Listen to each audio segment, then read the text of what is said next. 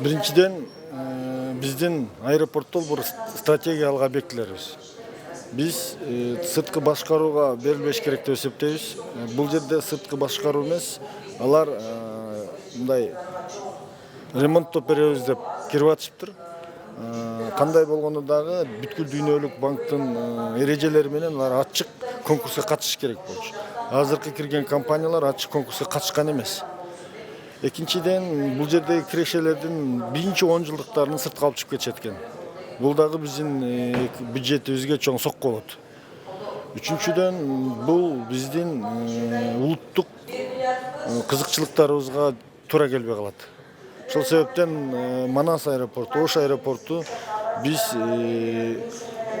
бүткүл дүйнөлүк компаниялар келген, алар менен ачык конкурс кылып, анан оңдоп бериш керек. Эгер инвестор болуп келген болсо. Азыркындай жең ичинде сүйлөшкөн компаниялар менен оңдогон туура эмес. Ошон үчүн бүгүн аэропорттун жетекчисин чакырдык, межведомственный комиссияны да чакырдык. Азыр суроолорду беребиз. Каттамдар боюнча, аэропорттун келечеги боюнча бүгүн талкуу жасайбыз.